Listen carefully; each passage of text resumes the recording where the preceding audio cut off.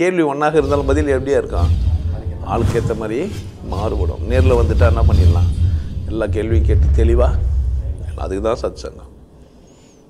என்னுடைய நோக்கம் எல்லாம் மனிதர்கள் எல்லாம் மகிழ்ச்சியாக இருக்கணும், அவ்வளோதான். துவார பாலகர்கள் 2 வார்த்தை இருக்குது. ஒன்று துவாரம், 2வது பாலகர்கள். இந்த கோயிலில் போனால் 2 பேர் நின்றுப்பாங்க, பார்த்துக்கிறீங்களா? துவார பாலகர்கள்னால் 2 பேர் நின்று இருக்கணும், அப்படி தானே? அதையும் அங்கே வாசல் நின்றுக்கிறாங்க.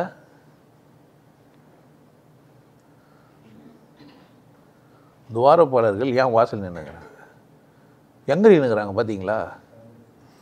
கருவறைக்கு முன்னாடி. கருவறைக்கு முன்னாடி. நான் கருவறைக்கு வரத்துக்கு முன்னாடி துவாரப்பாளர்கள்ங்கிறாங்க. நான் கருவறைக்கு வரத்துக்கு முன்னாடி. பாலகர்னால் பிறந்தவன், குழந்தைன்னு அர்த்தம். இந்த சாமி ஆடுறவங்களாம் அந்த காலத்தில் சில லாங்குவேஜ் எல்லாம் வச்சு நிற்பாங்க. பாலகா உனக்கு என்ன வேணும் கேளு. அந்த சாமியாரை பார்த்துட்டு வந்து இவங்க சாமி ஆடும்போதும் பாலகா, இந்த பாலகா வார்த்தையை மட்டும் திறந்து வந்து நிற்பாங்க. நமக்கு ஒரே பிரச்சனையாக இருக்கும். ராஜகனி கொடுன்னுவாங்க. கனியில் எங்கடா ராஜகனி இது? ஆமா பார்த்தா எலுமிச்சை பழமா. அதை எலுமிச்சை பழம்னே அழகாக சொல்லி வச்சுக்கிறாங்க. 7.5 இச்சையை குறைச்சிரும். நீங்கள் பண்ணு நெல் எலுமிச்சை பழமாக சாப்பிட்டீங்கன்னு வச்சுங்க, வேலைக்கு செய்ய முடியாது உங்களால். ஆமாம், துப்பாக்கி எடுத்துன்னு போவீங்க, சுடாது. நீங்கள் பண்ணு எலுமிச்சை பழம் நல்லதுன்ட்டு என்ன பண்ணுறாதீங்க. ஆமாம், இருக்கிற பித்தத்தெல்லாம் எடுத்துரும். பித்தத்தெல்லாம் எடுத்துச்சுன்னா என்ன ஆகாது? வேலை செய்யாது, அவ்வளோ தான், மேலே முடிஞ்சிச்சு உங்க கதை. அப்போது அந்த ராஜகனி என்ன தூக்கிட்டுக்கிறாங்க? ஐயோ, கேட்டது துவாரப்பாளர்கள், ஏனையா ராஜகனி என்னெல்லாம் போனாங்க? துவாரப்பாளர்னா அந்த பொம்மை வச்சுருப்பாங்களா, அதான் நான் புரிஞ்சிச்சேன் என்ன? அப்படி கிடையாது. அதை தத்துவார்த்தமாக புரிய வைக்க பார்க்குறாங்க. யுகங்களில் 4 இருக்குது. ஃபஸ்ட்டு சந்தித்தது, 2வது துவார யுகம். உள்ளே புந்து வெளியே வந்த திரிஞ்சது நீ தான்.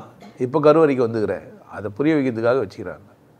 அவங்க 2 பேரும் அதுக்கு ஒரு துவார பழகு ஒரு மாதிரி செஞ்சுருப்பாங்க. மீசை வச்சுருப்பாங்க, மீசை இல்லாமல் இருப்பாங்க, அப்படி மொழமானு இருப்பாங்க. அது சிற்பி அதை செஞ்ச கோயில் செஞ்ச ஆளை பொறுத்துருக்குது. ஆனால் துவாரப்பாளர்கள்னால் நீ அந்த மாதிரி 2 வாசல் கடந்து வந்துக்கிறேன்னு அர்த்தம். அதுக்காக சொல்லி வச்சுக்கிறாங்க.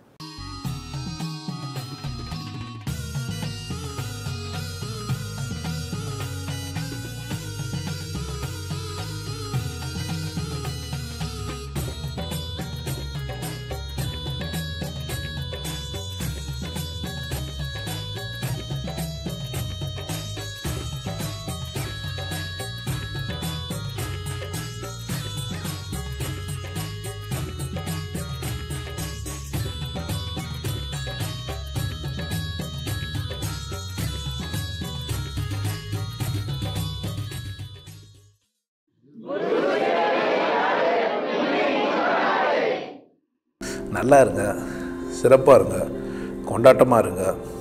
உங்களை நீங்கள் மதிப்பு மிகுந்தவராக மாற்றுறது உங்கள் கையில் தான் இருக்குது. நல்லா இருங்க. நான் ஒரு வாய்ப்பு என்னை பயன்படுத்திக்கலாம். நல்லது.